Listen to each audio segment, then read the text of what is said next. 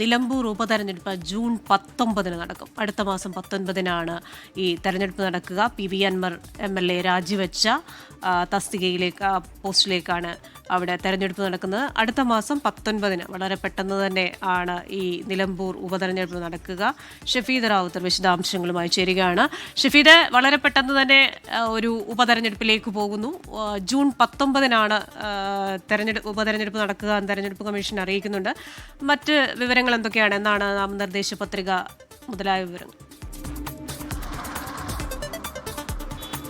ക്രിസ്ത്യന, വളരെ പ്രധാനപ്പെട്ട, അതായത് കേരളം കാത്തിരുന്ന തദ്ദേശ തെരഞ്ഞെടുപ്പിന്റെ തീയതിയായിരിക്കുന്നു നിലമ്പൂർ ഉപതെരഞ്ഞെടുപ്പ് എന്നുള്ള കാര്യത്തിൽ ഇപ്പോൾ തെരഞ്ഞെടുപ്പ് കമ്മീഷൻ ഒരു വ്യക്തത വരുത്തിയിരിക്കുന്നു. നേരത്തെ പഹൽഗാം ഭീകരാക്രമണത്തിന്റെ അടക്കം പശ്ചാത്തലത്തിൽ ഈ തെരഞ്ഞെടുപ്പ് എന്ന് നടക്കും എന്നുള്ള കാര്യത്തിൽ ചില പ്രശ്നങ്ങൾ ഉണ്ടായിരുന്നു, ചില ആശങ്കകളും അനിശ്ചിതത്വമൊക്കെ ഉണ്ടായിരുന്നു. എന്നാൽ അതൊക്കെ മാറി ഇപ്പോൾ ഗുജറാത്ത്, കേരള, പഞ്ചാബ്, വെസ്റ്റ് ബംഗാൾ എന്ന് പറയപ്പെടുന്ന എന്നീ സംസ്ഥാനങ്ങളിലെ ഉപതെരഞ്ഞെടുപ്പുകൾ ജൂൺ 19 നടക്കുമെന്ന് ഔദ്യോഗികമായി ഇപ്പോൾ തെരഞ്ഞെടുപ്പ് കമ്മീഷൻ അറിയിച്ചിട്ടുണ്ട് എന്നുള്ളതാണ് ഏറ്റവും പ്രധാനപ്പെട്ട കാര്യം. ഇതിനോടകം തന്നെ സംസ്ഥാന തെരഞ്ഞെടുപ്പ് കമ്മീഷൻ ഒരുക്കങ്ങളൊക്കെ പൂർത്തിയാക്കി. അതിന് പിന്നാലെയാണ് ഇപ്പോൾ ഔദ്യോഗികമായി കേന്ദ്ര തെരഞ്ഞെടുപ്പ് കമ്മീഷൻ ഇക്കാര്യത്തിൽ ഒരു ഡേറ്റ് ഡിക്ലെയർ ചെയ്തിരിക്കുന്നത്. പി അൻവർ രാജിവെച്ച ഒഴിവിലാണ് നിലമ്പൂരിൽ ഉപതെരഞ്ഞെടുപ്പ് നടക്കുക. കേരളത്തെ സംബന്ധിച്ച ഒരു രാഷ്ട്രീയ ആകാംക്ഷയാണ് നിലമ്പൂർ ഉപതെരഞ്ഞെടുപ്പ് എന്നുള്ള കാര്യത്തിൽ തർക്കമില്ല. പ്രത്യേകിച്ച് CPM-നും വളരെ നിർണായകമാണ്. CPM-നെ അങ്ങേയറ്റം പിന്തുണച്ച പി അൻവർ സ്വതന്ത്രനായി മത്സരിച്ച നിലമ്പൂരിൽ സ്വാഭാവികമായും ആർക്ക് മേൽക്കൈ എന്നടക്കമുള്ള കാര്യങ്ങളിൽ രാഷ്ട്രീയ കേരളത്തിന് വലിയ ആകാംക്ഷയുണ്ട്. പ്രത്യേകിച്ച് പിന്നീട് CPM-മായി തെറ്റിപ്പിരിഞ്ഞ് മുഖ്യമന്ത്രി അടക്കം പരസ്യമായി കുറ്റം പറഞ്ഞ,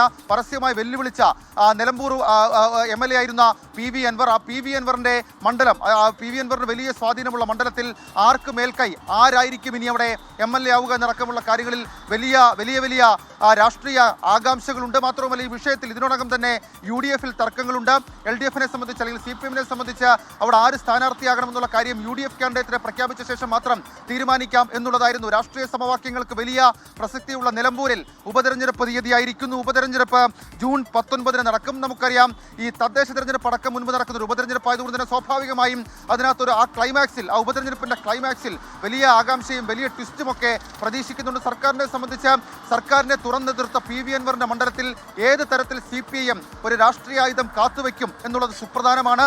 രണ്ടാമത്തെ കാര്യം, UDF-നെ സംബന്ധിച്ച് അവർക്ക് ആ സീറ്റ് തിരിച്ചു പിടിക്കാമുള്ള ഏറ്റവും പ്രധാനപ്പെട്ട കാര്യം അവരുടെ കാൻഡിഡേറ്റ്, നമുക്കറിയാം ആരാണ് കാൻഡിഡേറ്റ് എന്നുള്ള കാര്യത്തിൽ ചർച്ചകളൊക്കെ ആരംഭിച്ചു. പക്ഷേ അവിടെയും ലീഗിന്റെ അടക്കം താല്പര്യം UDF-ന് സംരക്ഷിക്കേണ്ട സാഹചര്യമുണ്ട്. CPM-നെ സംബന്ധിച്ചിടത്തോളം അവരുടെ ഒരു അഭിമാനകരമായിട്ടുള്ള പോരാട്ടമായി കൂടി നിലമ്പൂരിനെ നമുക്ക് കണക്കാക്കാൻ കഴിയും. ഏതായാലും നിലമ്പൂർ ഉപതെരഞ്ഞെടുപ്പ് തീയതി, അതിനൊപ്പം മറ്റു ചില സംസ്ഥാനങ്ങളിൽ ഉപതെരഞ്ഞെടുപ്പ് കൂടി നിശ്ചയിച്ചാണ് ഇപ്പോൾ കേന്ദ്ര തെരഞ്ഞെടുപ്പ് കമ്മീഷൻ ഈ തീരുമാനമെടുത്തിരിക്കുന്നത്. ഗുജറാത്ത്, കേരള, പഞ്ചാബ്, വെസ്റ്റ് ബംഗാൾ എന്നിവിടങ്ങളിലായിരിക്കും എന്നീ 5 അസംബ്ലി കോൺസ്റ്റിറ്റ്യുവൻസി എന്നുള്ള നിലവിൽ ഇപ്പോൾ നമുക്ക് മനസ്സിലാക്കാൻ കഴിയുന്ന അത്തരം ഈ 5 ഗുജറാത്ത്, കേരള, പഞ്ചാബ്, വെസ്റ്റ് ബംഗാൾ എന്നീ 4 സംസ്ഥാനങ്ങളിലെ ഉപതെരഞ്ഞെടുപ്പുകളുടെ തീയതിയാണ് ഇപ്പോൾ തെരഞ്ഞെടുപ്പ് കമ്മീഷൻ പ്രഖ്യാപിച്ചിട്ടുള്ളത്. ഷഫീദ്, ഇപ്പോൾ തെരഞ്ഞെടുപ്പ് പെരുമാറ്റച്ചട്ടം കൂടി നിലവിൽ വരികയാണ്. അപ്പോൾ അതുമായി ബന്ധപ്പെട്ട മറ്റ് നിർദ്ദേശങ്ങളും തെരഞ്ഞെടുപ്പ് കമ്മീഷൻ നൽകിയിട്ടുണ്ടല്ലോ അല്ലേ? സ്വാഭാവികമായും ഒരു ഉപതെരഞ്ഞെടുപ്പ് പ്രഖ്യാപിച്ചു കഴിഞ്ഞാൽ അതിന്മേൽ വരുന്ന തെരഞ്ഞെടുപ്പ് പെരുമാറ്റച്ചട്ടം കൂടി സംസ്ഥാനത്തുണ്ടാകും. ഞാൻ മുൻപ് സൂചിപ്പിച്ചതുപോലെ തന്നെ സംസ്ഥാന തെരഞ്ഞെടുപ്പ് കമ്മീഷൻ ഈ നിലമ്പൂർ മണ്ഡലത്തിലെ വോട്ടർ പട്ടിക ഉൾപ്പെടെയുള്ള കാര്യങ്ങളിൽ അന്തിമ തീരുമാനത്തിലേക്ക് കടന്നിരുന്നു. മാത്രമല്ല അവരും കാത്തിരിക്കുകയായിരുന്നു കേന്ദ്ര തെരഞ്ഞെടുപ്പ് കമ്മീഷൻ എന്ന് ഇത് പ്രഖ്യാപിക്കും, അതല്ലെങ്കിൽ എന്ന് തീരുമാനമെടുക്കുമെന്നുള്ള കാര്യം സംസ്ഥാന തെരഞ്ഞെടുപ്പ് കമ്മീഷനും ഒരുക്കങ്ങൾ പൂർത്തിയാക്കി കാത്തിരിക്കുകയായിരുന്നു. അതിനൊടുവിലാണ് ഇപ്പോൾ ഈ തീരുമാനം കേന്ദ്ര തെരഞ്ഞെടുപ്പ് കമ്മീഷൻ അറിയിച്ചിട്ടുള്ളത്. ക്രിസ്ത്യന, നമ്മളെ സംബന്ധിച്ചിടത്തോളം ഇതിൽ ഏറ്റവും സുപ്രധാനമായിട്ടുള്ള കാര്യം ഈ തിരഞ്ഞെടുപ്പ് രാഷ്ട്രീയ കേരളത്തിൽ നിർണായകമാണ് എന്നുള്ള കാര്യത്തിൽ തർക്കമില്ല. പ്രത്യേകിച്ച് മൂന്നാം പിണറായി സർക്കാരിന് കാത്തു നിൽക്കുന്ന CPM-നെ സംബന്ധിച്ച്, LDF-നെ സംബന്ധിച്ച് അവരെ പരസ്യമായി വെല്ലുവിളിച്ചു പോയ പി അൻവറിന്റെ മണ്ഡലത്തിൽ അവർക്ക് സ്വാഭാവികമായും ശക്തി കാണിക്കണം. UDF-നെ സംബന്ധിച്ച് അവർക്ക് ആ സീറ്റ് തിരിച്ചുപിടിക്കാനുള്ള സാഹചര്യമാണ്, വീണ് കിട്ടിയ വഴിയാണ്. അതുകൊണ്ട് അത് UDF-ഉം അതല്ലെങ്കിൽ കോൺഗ്രസും ആ രീതിയിൽ ഉപയോഗിക്കും. ഇതിനെ നമുക്കൊരു ട്രയലായി കാണാൻ കഴിയും.